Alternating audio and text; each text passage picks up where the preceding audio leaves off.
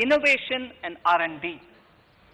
In my budget speech of 2019, I had announced the National Research Foundation. We have now worked out the modalities, and the NRF outlay will be of 50,000 crores over 5 years.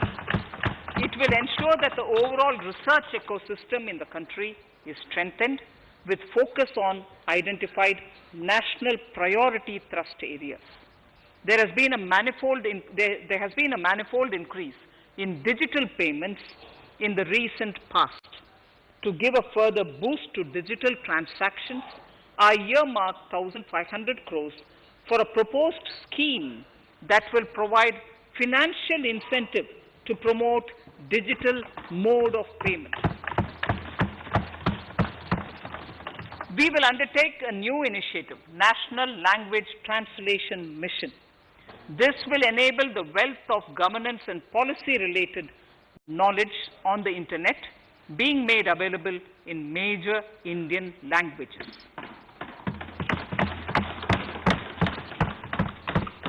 The new Space India Limited, a PSU, under the Department of Space, will execute the PSLV CS-51 launch, carrying the Amazonia satellite from Brazil, along with a few smaller Indian satellites. As part of the Gaganyaan mission activities, 4 Indian astronauts are being trained on generic spaceflight aspects in Russia. The first unmanned launch is slated for December 2021. Our oceans are a storehouse of living and non-living resources.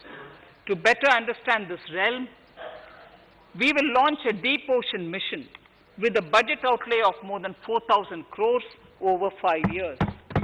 This mission will cover deep ocean survey exploration and projects for the conservation of deep sea biodiversity.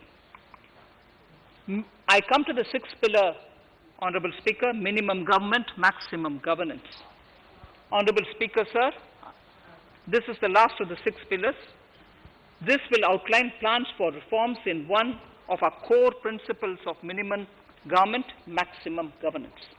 We have taken a number of steps to bring reforms in tribunals in the last few years for speedy delivery of justice. Continuing with the reforms process, I now propose to take further measures to rationalize the functioning of tribunals. We have introduced the National Commission for Allied Healthcare Professionals Bill in Parliament. National Commission for Allied Healthcare Professionals Bill in the Parliament, with a view to ensure transparent and efficient regulation of 56 allied healthcare professionals. Additionally, to bring about transparency, efficiency, and governance reforms in the nursing profession, the National Nursing and Midwifery Commission Bill will be introduced by the government for passing. To have ease of doing business for those who deal with government or CPSEs and carry out contracts, I propose to set up a conciliation mechanism and mandate its use for quick resolution of contractual disputes. This will instill confidence in private investors and contractors. Honorable Speaker, sir, the forthcoming census could be the first digital census in the history of India.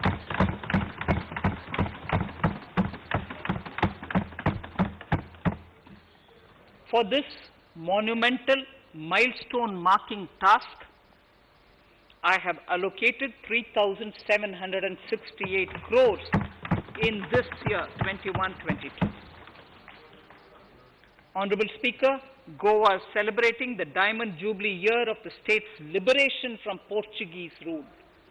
From the Government of India's side, I propose to grant 300 crores to the Government of Goa for the celebration. I propose to provide 1,000 crores for the welfare of tea workers, especially women and children in Assam and West Bengal. A special scheme will be devised for the same.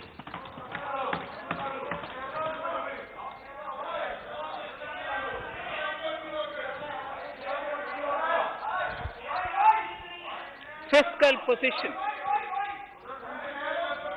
Fiscal position. In these last few paragraphs of part A of my speech, I draw the attention of this august House to the fact that at the beginning of the current financial year, the pandemic's impact on the economy resulted in a weak revenue inflow. This was combined with high expenditure to provide essential relief to vulnerable sections of the society, especially the poor, the women, scheduled castes, and scheduled tribes. Unlike many other countries, we opted for a series of medium-sized packages during the pandemic so that we could calibrate and target our response according to the evolving situation. Once the health situation stabilized and the lockdown was being slowly lifted, we switched to ramping up government spending so as to revive domestic demand. As a result, against an original BE expenditure of 30.42 lakh crores for 2020-21, our RE estimates are 34.50 lakhs.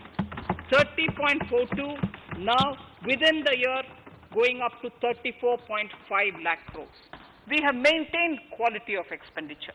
The capital expenditure estimated in the RE is 4.39 lakh crores as against 4.12 lakh crores in the BE stage. So the beginning of the year we had marked only 4.12 lakh, whereas it is 4.39 lakh crores as we end the year. Fiscal deficit in RE 2020-2021 is pegged at 9.5% of the GDP. Fiscal deficit in RE 2020 to 2021 is pegged at 9.5% of GDP. We have funded this through government borrowings, multilateral borrowings, small saving funds, and short-term borrowings. We would need another 80,000 crores, for which we would be approaching the market in these 2 months. We would be needing another 80,000 crores, for which we would be approaching the markets in these 2 months.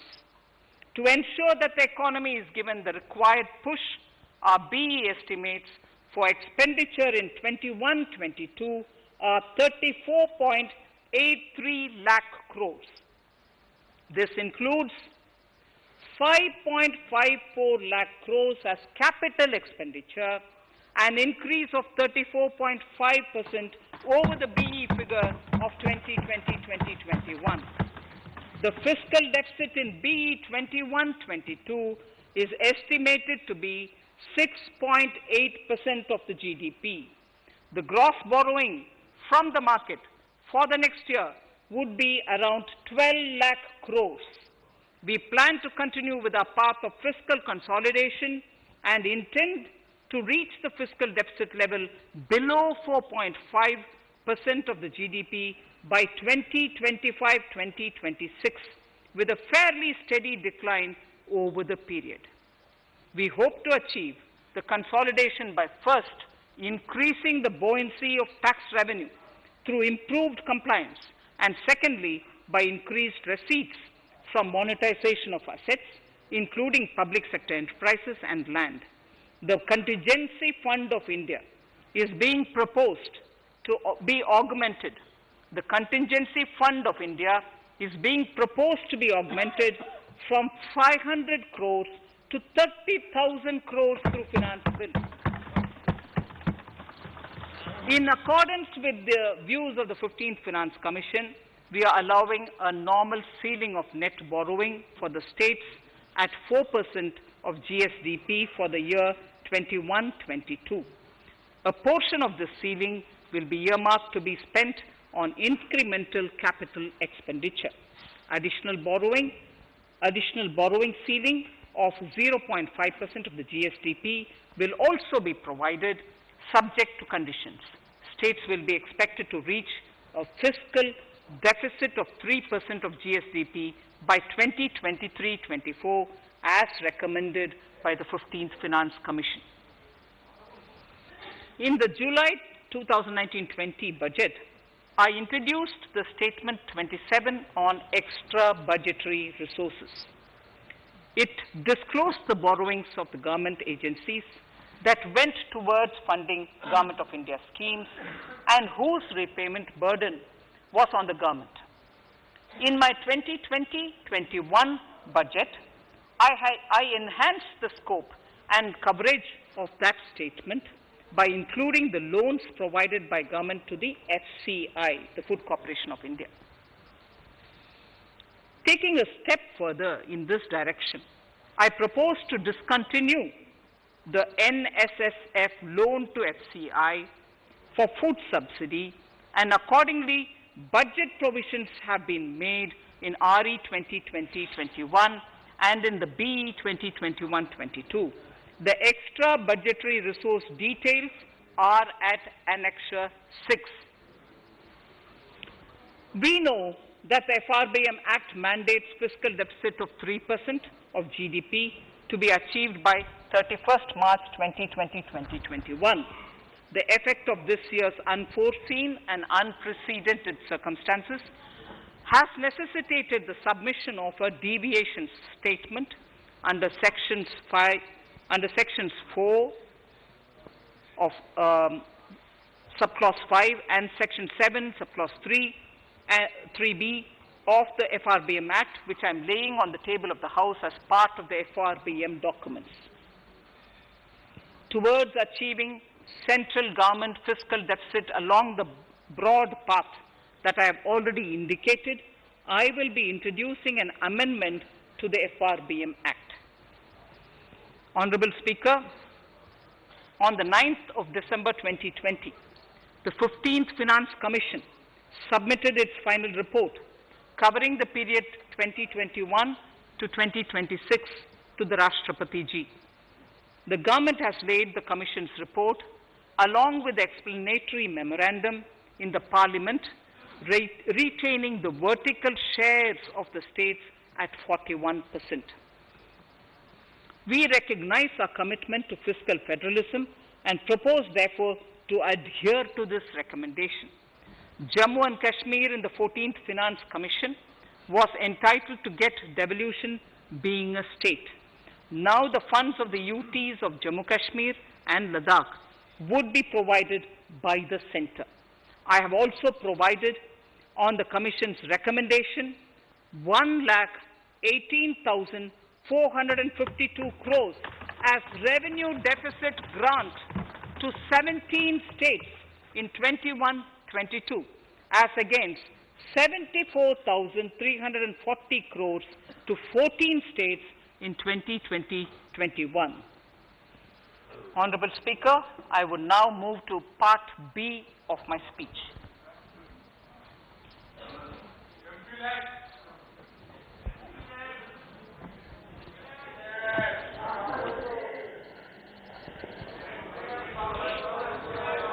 Honorable Speaker, the world is facing a serious challenge of the pandemic and its aftershock. In these trying times, when many economies are struggling to revive, our people and our industry have exhibited remarkable resilience. As I mentioned already, post-pandemic, a new world order seems to be emerging, one in which Asia is poised to occupy a prominent position, and India will have a leading role therein. In this scenario, our tax system has to be transparent, efficient, and should promote investments and employment in our country. At the same time, it should put minimum burden on our taxpayers. I borrow the words of Thiruvalluvar, the saint. ஏற்றலும் ஈட்டலும் காத்தலும் காத்த வகுத்தலும் நல்ல வல்லது அரசு. A king or a ruler is the one who creates and acquires wealth, protects and distributes it for common good. Tirukkural. Direct tax proposals. Keeping this in mind, the words of Tirukkural, our government introduced a series of reforms in the direct tax system for the benefit of our taxpayers and economy. Few months prior to the pandemic, in order to attract investments, we slashed our corporate tax rate to make it among the lowest in the world. The dividend distribution tax too was abolished. The burden of taxation on small taxpayers was eased by increasing rebates. In 2020, the return filers saw a dramatic increase to 6.48 crores from 3.31 crores in 2014. In the direct tax administration, we had recently introduced the faceless assessment and faceless appeal. I now seek to take further steps to simplify the tax administration, ease compliance, and reduce litigation. Relief to senior citizens. I begin my direct tax proposals by offering my pranam to our senior citizens. Many of them, despite having foregone several basic necessities of their own, have strived to build our nation. Now in the 75th year of independence of our country, when we continue our endeavor with renewed vigor, we shall reduce compliance burden on our senior citizens who are 75 years of age and above. For senior citizens who only have pension and interest income, I propose exemption from filing their income tax returns.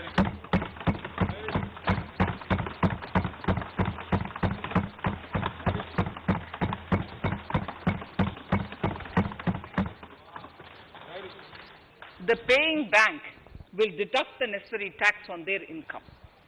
Reduction in time for income tax proceedings. This is a very key announcement if you are asking. Honorable Speaker, presently an assessment can be reopened up to 6 years and in serious tax fraud cases for up to 10 years. As a result, taxpayers have to remain under uncertainty for a very long time. I therefore propose to reduce this time limit for reopening of assessments to 3 years from the present 6 years.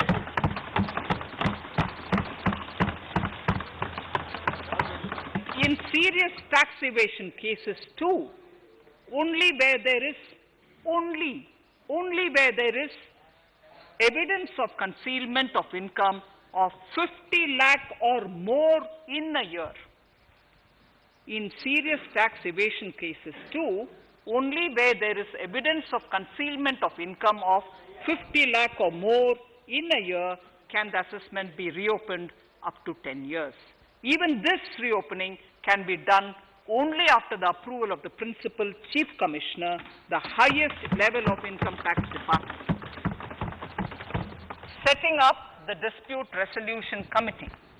Honorable Speaker, it has been the resolve of this government to reduce litigation which mars the present taxation system.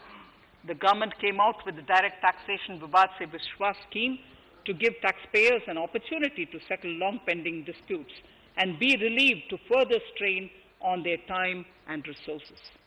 The response from taxpayers has been the best ever, as over 110,000 taxpayers have already opted to settle tax disputes of over 85,000 crores under the scheme. To further reduce litigation for small taxpayers, I propose to constitute a dispute resolution committee for them, which will be faceless to ensure efficiency, transparency, and accountability. Anyone with a taxable income up to 50 lakh and disputed income up to 10 lakh shall be eligible to approach the committee. Faceless IT-AT. For ease of compliance and to reduce discretion, we are committed to make the taxation processes faceless. The government has already introduced faceless assessment and appeal this year. The next level of income tax appeal is the Income Tax Appellate Tribunal. I now propose to make this tribunal faceless. We shall establish a national faceless Income Tax Appellate Tribunal Center. All communication between the tribunal and the appellant shall be electronic. Where personal hearing is needed, it shall be done through video conferencing. Relaxations to NRI. When non-resident Indians return to India, they have issues with respect to their accrued incomes in their foreign retirement accounts.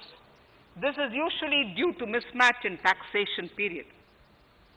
They also face difficulties in getting credit for Indian taxes in foreign jurisdictions.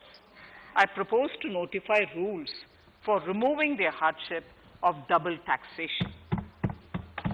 Exemption from audit. Currently, if your turnover exceeds 1 crore, you have to get your accounts audited. In February 2020 budget, I had increased the limit for tax audit to 5 crores for those who carry out 95% of their transactions digitally. To further incentivize digital transactions and to reduce compliance burden, I propose to increase this limit for tax audit for such persons from 5 crores to 10 crores. Relief for dividend. In the previous budget, I had abolished the dividend distribution tax in order to incentivize investment. Dividend was made taxable in the hands of shareholders. Now, in order to provide ease of compliance, I propose to make dividend payment to rate and InvIT exempt from TDS. Further, as the amount of dividend income cannot be estimated correctly by the shareholders for paying advance tax, I propose to provide that advance tax liability on dividend income shall arise only after the declaration or payment of dividend. Also, for the foreign portfolio investors, I propose to enable deduction of tax on dividend income at lower treaty rate. Attracting foreign investment into infrastructure sector. In the last budget, for attracting foreign investment in the infrastructure sector, we had granted 100% tax exemption, subject to certain conditions, to foreign sovereign wealth funds and pension funds on their income from investment in Indian infrastructure. We have noticed that few of such funds are facing difficulties in meeting some of the conditions. In order to ensure that a large number of funds invest in India, I propose to relax some of these conditions relating to prohibition on private funding, restriction on commercial activities, and direct investment in infrastructure. In order to allow funding of infrastructure by issue of zero-coupon bonds, I propose to make notified infrastructure debt funds eligible to raise funds by issuing tax-efficient zero-coupon bonds. Affordable housing.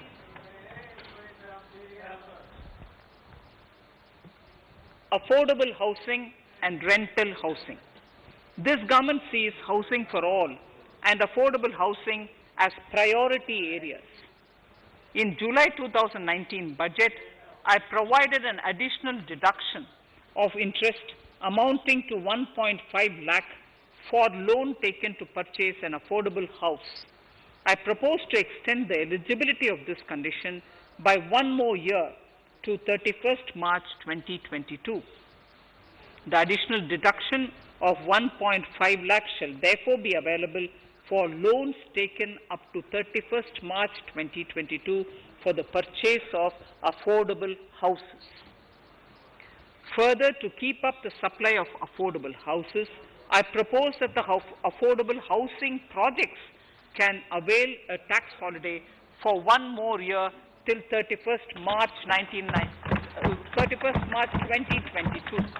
These are available now for projects also.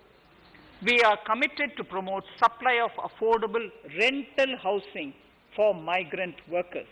For this, I propose to allow tax exemption for notified affordable rental housing projects.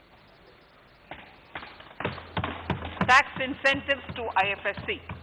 As I mentioned in Part A of this speech, the government is committed to making the International Financial Services Center in GIFT City a global financial hub. In addition to the tax incentives already provided, I propose to include, among others, tax holiday for capital gains for aircraft leasing companies, tax exemption for aircraft lease rentals paid to foreign lessors, tax incentive for relocating foreign funds in the IFSC, and to allow tax exemption to the investment division of foreign banks located in the IFSC. Pre-filling of returns. Honorable Speaker, in order to ease compliance for the taxpayer, details of salary income, tax payments, TDS, etc., already come pre-filled in income tax returns. To further ease filing of returns, details of capital gains from listed securities, dividend income, and interest from banks, post office, etc., will also be now pre-filled. Relief to small trusts. We hope to reduce compliance burden on small charitable trusts running educational institutions and hospitals. So far, there is a blanket exemption to such entities whose annual receipt does not exceed 1 crore of rupees. I now propose to increase this amount to 5 crores.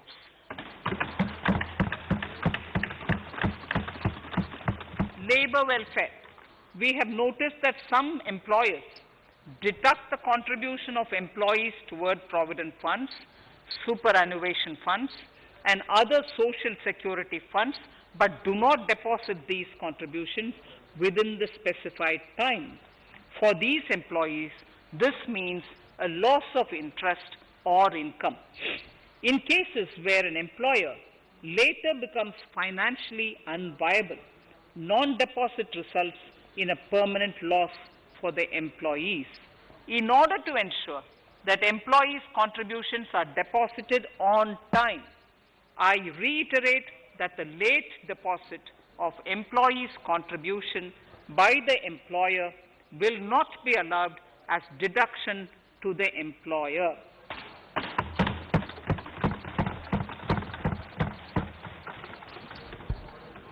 Incentives for startups.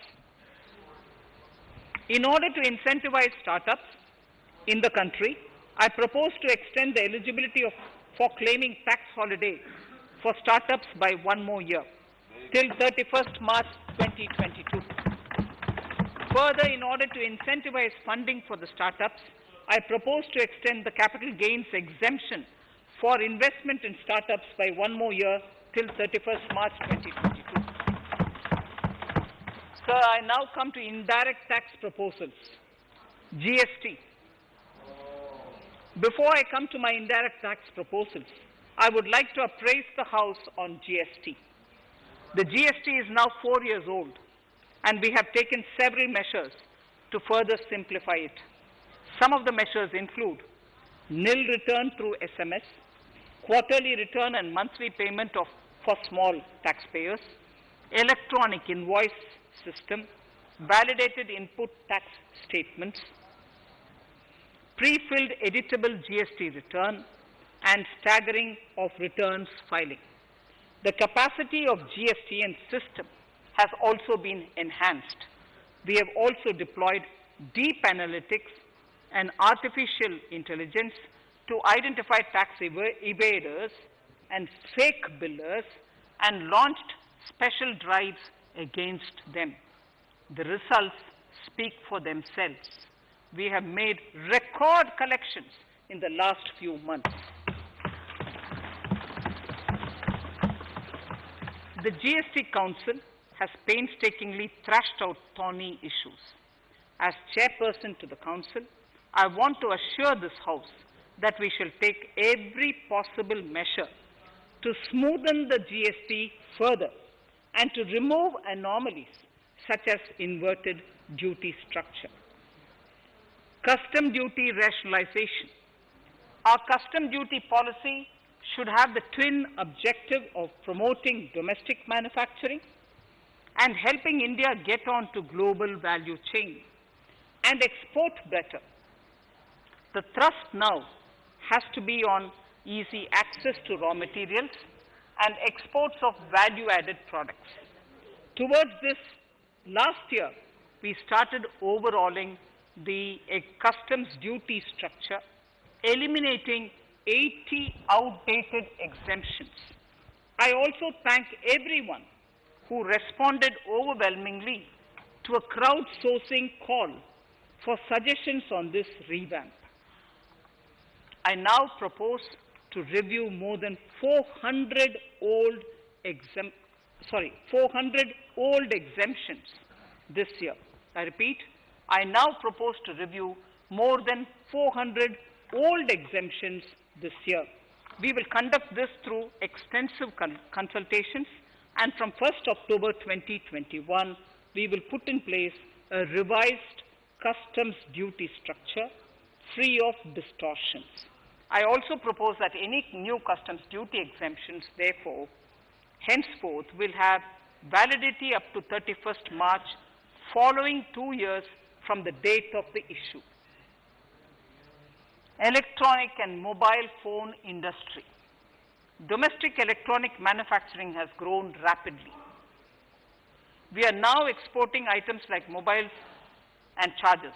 For greater domestic value addition, we are withdrawing a few exemptions on part of chargers and sub-parts of mobiles. Further, some parts of mobiles will move from nil rate to a moderate 2.5%. Iron and steel. MSMEs and other user industries have been severely hit by a recent sharp rise in iron and steel prices. Therefore, we are reducing customs duty uniformly to 7.5% on semis, flats, and long products of non-alloy, alloy, and stainless steels. To provide relief to metal recyclers, mostly MSMEs, I am exempting duty on steel scrap for a period up to 31st March 2022. Further, I am also revoking ADD and CVD on certain steel products. Also, to provide relief to copper recyclers, I am reducing duty on copper scrap from 5% to 2.5%. Textiles. The textile sector generates employment and contributes significantly to the economy. There is a need to rationalize duties on raw material inputs to man-made textiles. We are now bringing nylon chain on par with polyester and other man-made fibers. We are uniformly reducing the BCD rates on caprolactam, nylon chips, nylon fiber, and yarn to 5%. This will help the textile industry, MSMEs, and also overall exports. Chemicals. We have calibrated customs duty rates on chemicals to encourage domestic value addition and to remove inversions. Apart from other items, we are reducing customs duty on naphtha to 2.5% to correct inversion. Gold and silver presently attract a basic customs duty of 12.5%. Since the duty was raised from 10% in July 19, prices of precious metals have risen sharply. To bring it closer to previous levels, we are rationalizing customs duty on gold and silver. Renewable energy. In Part A, we have already acknowledged that solar energy has huge promise for India. To build up domestic capacity, we will notify a phased manufacturing plan for solar cells and solar panels.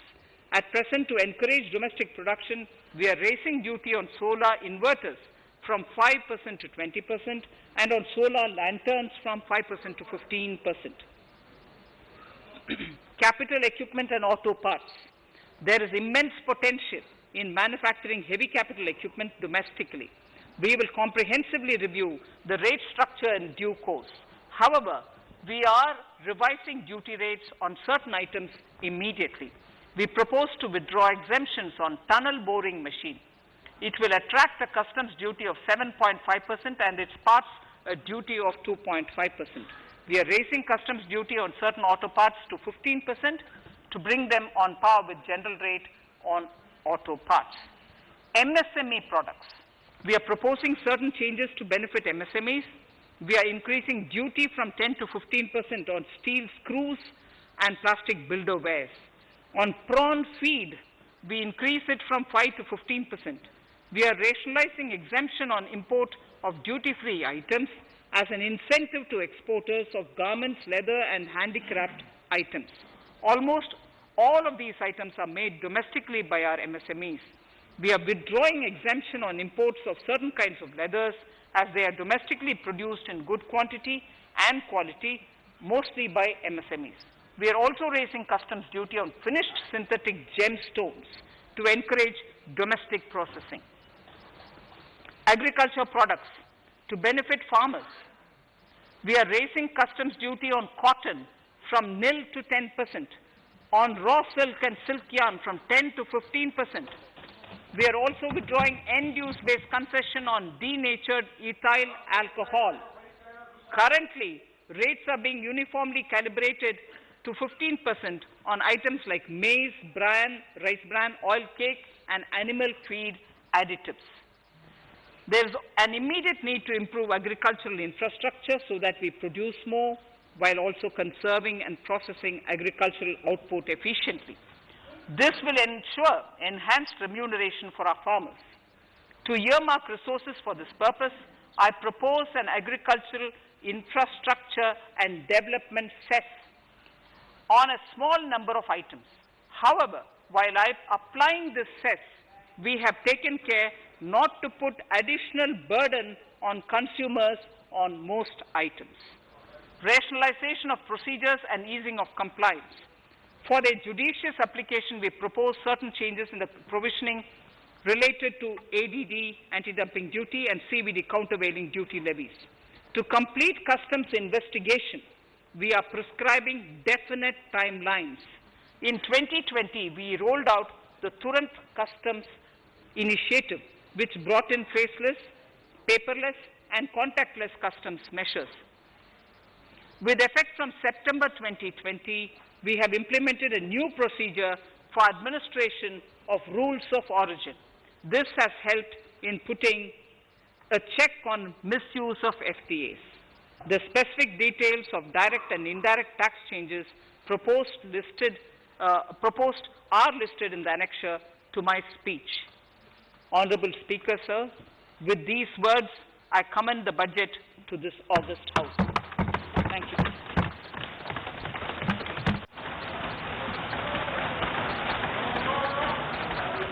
Item number 1, माननीय मंत्री जी, item number 1.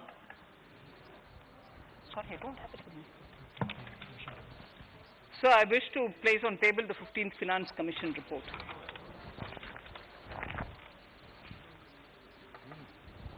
Item number 3, माननीय मंत्री जी. Sir, I wish to lay on the table the following statements under Section 3(1) of the Fiscal Responsibility and Budget Management Act 2003, the medium-term fiscal policy cum fiscal policy strategy statement and macroeconomic framework statement.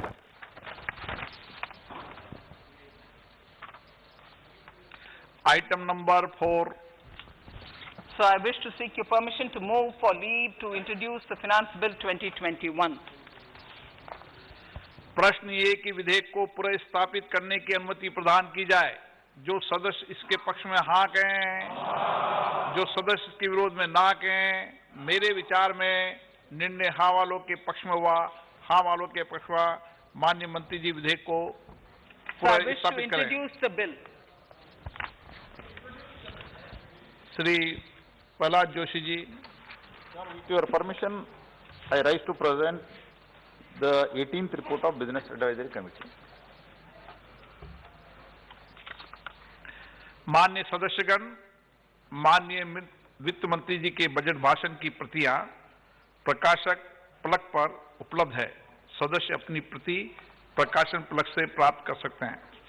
माननीय सदस्यगण, जैसा कि आपको समाचार 2 के माध्यम से पहले सूचित किया जा चुका है कि बजट की प्रतियां आपको मेंबर्स पोर्टल के माध्यम से उपलब्ध कराई जा रही है।